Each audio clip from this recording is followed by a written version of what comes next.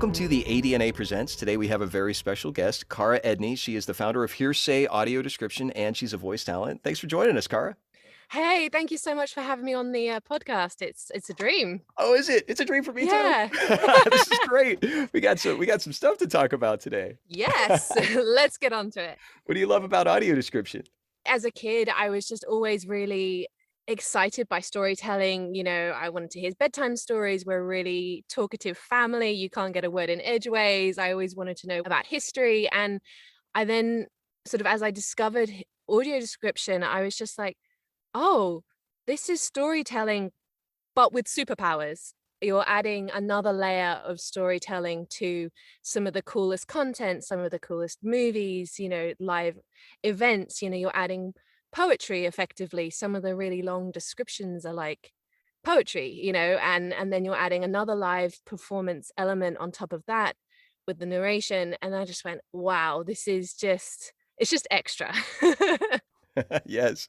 Oh, that's great. I love that description there. I love your description of description. What's your Thanks. uh how did you get introduced to it? You said storytelling was a part of your family. Was there something that happened that led you to audio description through there? It was more, I came from a performance background, so acting, voiceover, but it was more of a case of every week, when you're little, everyone says, what do you want to be when you grow up? And it was like one week it'd be a doctor, the next week it would be a lawyer, I wanted to be a pilot. And then one week I said, I want to be an actor. And my parents were like, oh, yeah, it will change. And then the next week I said, I want to be an actor.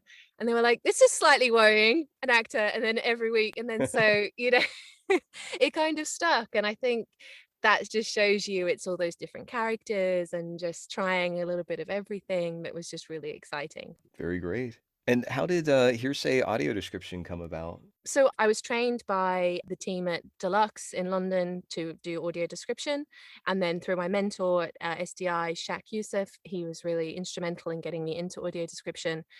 And then I went freelance. So I sort of saw both sides. And then as I was in the industry, people were sort of saying, oh, we want more audio description, but what's stopping it? The demand is there. What's stopping people having it? And some of the comments were like, it's too hard. It seems too difficult to get. And it's like, but why? We've got great talent. We've got great technology now. Why is it difficult? And there wasn't a lot of middle ground. There's a big sort of localization. There's those big companies, but that's quite scary if you're one or two pieces of content that you want to get described. But then if you're not in the industry, who do you go to? It's quite a unique specialism. So who do you go to if you don't have that insider knowledge? What do you do? So that was the thing. I sort of wanted to create that middle ground. We like to keep things simple. It's not scary. So it sort of also happened at the time of the pandemic, and it became really clear sort of overnight, like many people in many industries, everyone had to become everything. Suddenly audio describers were having the phrase triple threats, singing, dancing and acting and musical theatre. Audio describers sort of overnight were expected to be triple threats, writers, VO talent and audio engineers. And so we've got these deadlines, we've got these things we've still got to produce, we're dealing with a pandemic. And it was just this, well, we are freelance, but why can't we help each other? You need more support. Take a breath, come out from underneath the duvet, because if that's what you've, set up for the studio, which is what people were doing, some of the best VOs have started under duvets in their closets. So I wanted to kind of pull that support, create that network, and just sort of make it a little bit easier to get hold of something that should be accessible. Very cool. And it sounds with that simple, not scary approach that must work really well for your clients too. Yeah, we just that sort of face that you can come in like, so how can we help you? It's okay, breathe. We'll help you. Could you name some challenges that you had in developing your business? Anything that you're really proud of overcoming? Because I'm assuming that there may have been some challenges on the way. Yeah. One of the things I am really passionate about, as coming from a freelance perspective, is you are expected to do everything, but you are only human. And then every client has different expectations. And software and broadcasting standards, and you are human, there's only so much you can do. So trying to streamline the process, trying to get people up to speed, offer training. I think one of the challenges of the industry, which is really interesting, is that I think it's going to just propel forward. There's going to be more, the demand is there, but we need to make sure that we can keep up and the training up to ensure that the standard is still super high. It already is, but we need it to be higher. And just because something is accessible, if it's not to a high enough standard, does not make it accessible. It's so well related to what you said about the middle ground in that in the sense that you would use the examples of Deluxe and SDI and you as a freelance that while you're doing all these different roles of you had mentioned writing, voice talent, and engineer, that it seems like part of that training is not only the people that you work with as far as like your team, but also the people that hire you, that they need some education that this isn't just if I may, I might be jumping too far. Please correct me if I'm No. wrong, Cara, but it's like the accessibility is not just a light switch that you turn on, that there's levels to things that do involve some training. And it sounds like that training is also on your client's side, that they're teaching you whether it's the standards of delivery that they need it at this date with this kind of deliverable, but you need to train them that here's the work that goes into this. Yes? Or... Exactly. It's a two-way street. So it's hard. When people are stressed and they have deadlines, you're not going to get some of those things that you so very much you wish you could. But we can start. It goes from advocacy. You're asking the question, may we have some more information? What are the guidelines for this? Do you have a preference for this? It's one of the things I would quite like to see audio description becoming earlier on, is considered earlier on in the creative process. Because when it comes to the end of something, it gets really hard because you have limitations. So why not include it earlier?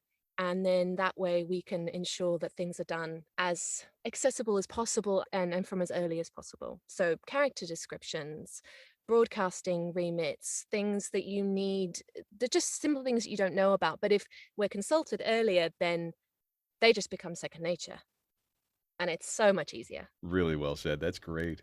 Thanks. We're coming from the United States here for this podcast primarily, but it's so great to hear your perspective from, mentioning London and how things may be similar or different. Could you name from your experience some things that might be similar to what the United States are doing, some things that are different? I'm not sure, but I think the main difference is in the UK, we're sort of expected to be a bit more of the triple threat. If you're a describer, you write and record. That's sort of a given, more or less. Because I see from the ADNA that the way you credit things is that they're a writer, they're a VO talent. Whereas more or less, we would be just as an audio describer, you do both. Gotcha. And if I may, the live theater people that both obviously write and voice, that's usually one person here as well. So it's funny because Yes. like our focus seems to be more on the film and TV side, and that does seem to be pretty compartmentalized. There are exceptions. There are those triple threats even here that can do those different roles, but it has felt important to distinguish them and I think that you would agree with this, that as a triple threat, you writing, you voice talent, and you engineering, you as a voice talent and you engineering, that each of these things have their own contribution, their own thing that make the audio description great. We do like to distinguish just because there are blind talents that do each of those roles, and being able to focus Mhm. on that seems like yet another form of accessibility, just to help our the people that are hiring us understand, this is yet another way that blind people can be included in this work. That's, yeah, that's wonderful. I think it's really interesting as well because audio description, it's not on the list of jobs that you would think if you're leaving school, I'm going to be an audio describer. You know, I don't think many people sort of think that's the career that they're going to go down. And so most people have come into the industry from a sort of a side avenue. I've met people who actually have journalistic backgrounds. So they're used to sort of doing reports and analysis of the logistics and things like that. And then you've got performers, and then you've got people who've come from engineer backgrounds and then gone, oh, actually, I quite like being in front of the microphone, not just behind it. So I think that's one of the things is that because it's not seen as a job from the beginning, it's not something you choose, I'm going to be a doctor or whatever, that it's really interesting to try and to develop those other aspects because why not? Life's too short and it would be really cool to see those triple threats coming more available. And it sounds like with your background and experience in storytelling, that's obviously contributed. Are there any other ways that you haven't mentioned yet of things that may not have been seen as, oh, I'm leading towards an audio description career, but maybe contributed to it? I always consider myself as a multitasker, like I was really good at that, doing lots of different things and I think that has helped. It was also really eye-opening when I first started. I was like, I consider myself good at that, but you want me to write, edit, proofread, learn a software, shortcuts, and record and write. It was blowing my mind. It took forever to really get my head around all of those aspects. And I think I would consider that my strength, but even I was like, "Phew." I took my hat off to some of the people who've been doing it for ages, or they just make it look so easy, and you're like, "Ah." Very good. Oh, great. Yeah, good to know that that multitasking has kicked in along with your Yeah. performance. That's great. Where would you like to see audio description headed? I sort of touched on it briefly. I would really like it to be included much earlier in the creative process. It's just the earlier you start, the got more room to get it right. You've got more time, you've got more resources. Not that there's a right or wrong way, but we can always improve. It should never be a static thing.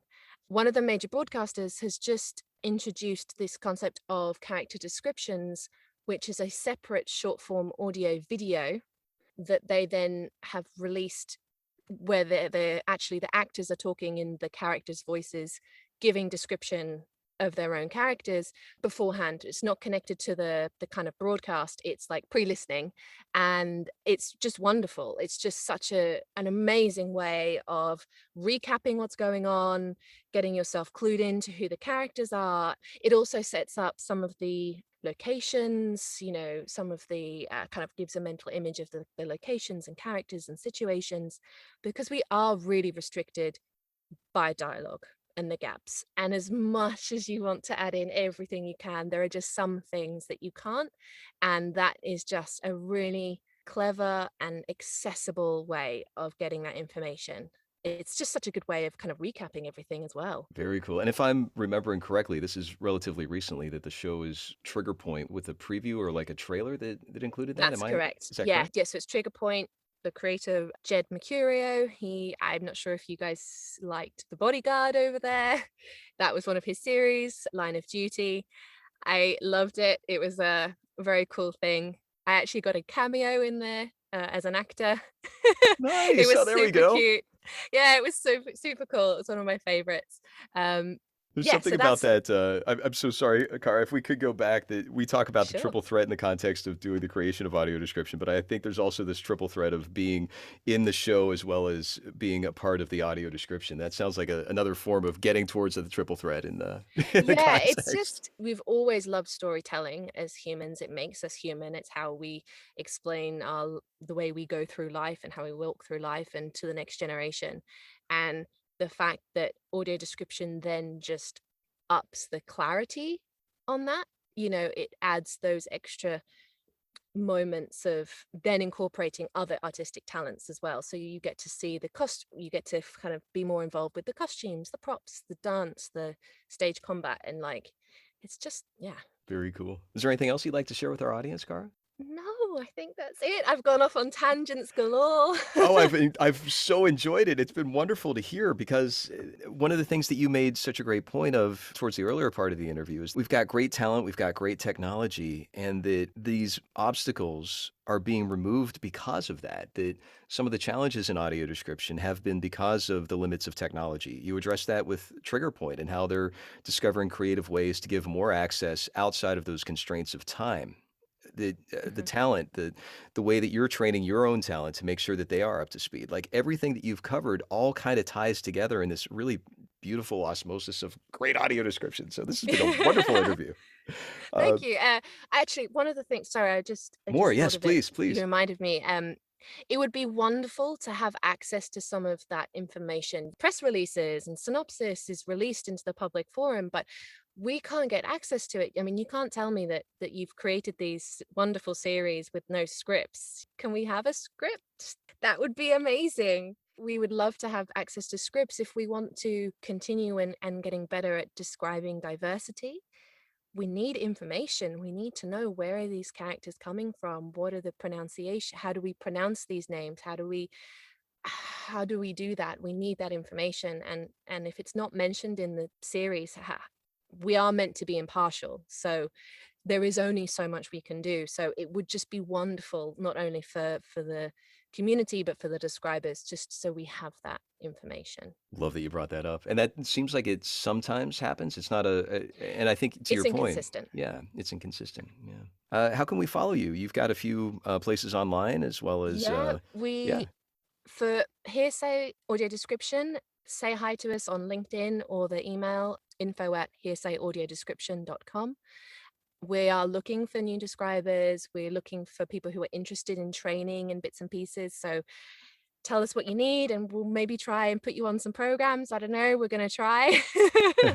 And me personally, as a sort of just more of a describer in VO, is my personal page on LinkedIn. So, Cara Edney. very great, Cara. Thank you. Just one more postscript. Do you hire blind and low vision talents? We haven't at the moment, but I want to have that conversation. So, as a sighted person, I was taught by sighted people how to do audio description, but I want to learn. So please, I'll have to say I don't know how it can happen, but I really would like someone to teach me, and if we can implement it, we will. Wonderful news. And it sounds like that's very consistent with the kind of training that you're giving your own team, that this is a very supportive environment. So great to We're hear that. trying. Yes. Thank you so much, Cara. This has been a wonderful interview. Oh, thank you so much. It's been an absolute pleasure.